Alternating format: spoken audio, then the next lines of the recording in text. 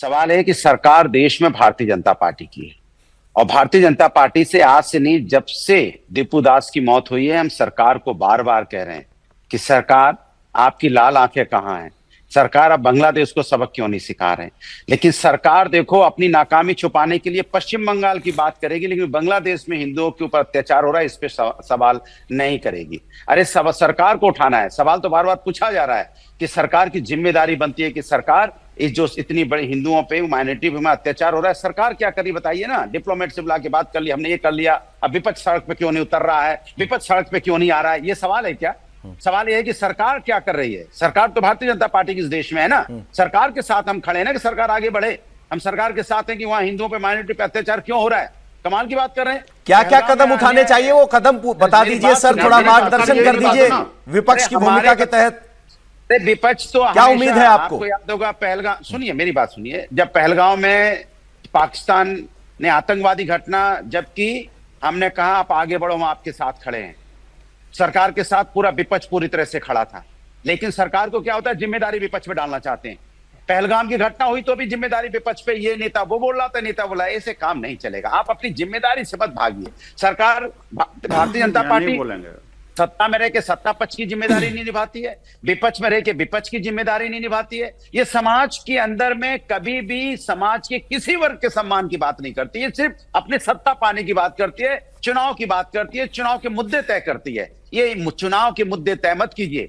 इतना बड़ा वहां पे हिंदुओं के साथ अन्याय हो रहा है बांग्लादेश में, उस पर कार्रवाई कीजिए। हम आपसे कह रहे हैं सरकार से, हम संविधान और सरकार, न्यायपालिका और देश के संविधान को मानने वाले लोग हैं। हम सरकार से कहते हैं सरकार आगे बढ़िए, हम आपके साथ खड़े हैं। आप हमारा मुंह मत देखिए कि हम तो कह रहे हैं आप आगे बढ़िए, आप हमारे मुंह की तरफ है तो हम आपसे कह रहे हैं आप आगे बढ़िए। शिवम त्यागी सीधे तौर पर पूरा समर्थन है विपक्ष का, कह रहे हैं आप आगे बढ़े, कार्रवाई करें, हम आपके साथ हैं। 500 स्थानों पर प्रदर्शन किया है, कम से कम 5 स्थानों पर आपका डिबेट करवाना है। आ रहा हूं सुवी खान जी, क्यों नहीं उतर रहे हो, रोड पे संघर्ष क्यों नहीं कर रहे हो? मैं वैसे तो अरे भैया जवाब ले लूं सर? भदौरिया रुक जाइए। अनुराग भदौरिया जी एक बार जवाब ले लीजिए, आपका ही सवाल है। सरकार के साथ खड़े हैं, ये यहाँ मुंह चुराने से काम नहीं चलेगा। बिल्कुल जवाब दीजिए, विपक्ष आपके साथ है, क्या कदम उठा रहे हैं आप? Thank you.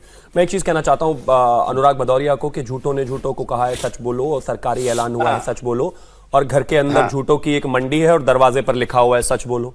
ये जो समाजवादी पार्टी के माउथपीस बैठे हुए हैं ये इतने झूठे हैं जिसकी कोई हद नहीं है। इन्हीं की पार्टी है, जब हम सीएए को लेकर आ रहे थे तो ये लोग विरोध में थे।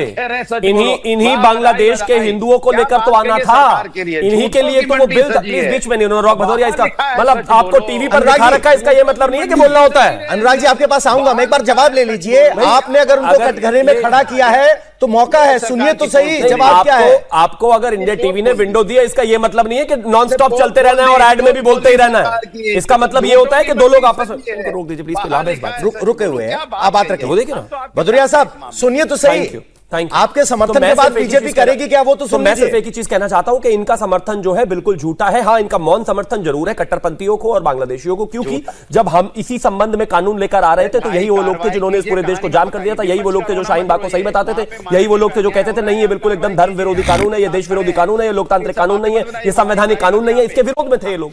इनकी खुद की स्टेटमेंट है कि ये देश के खिलाफ है, ये देश के संविधान के खिलाफ है, ये कानून नहीं आना चाहिए। अल्टीमेटली आज कह रहे हैं कि नहीं हम भी समर्थन में।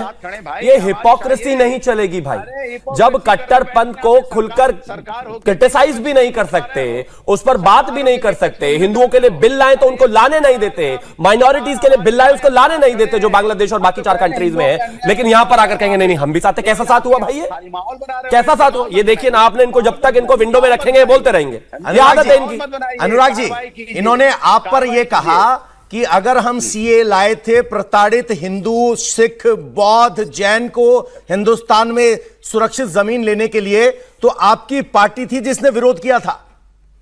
आप सुन लीजिए मेरी बात, हमने तो एसआईआर का भी विरोध किया।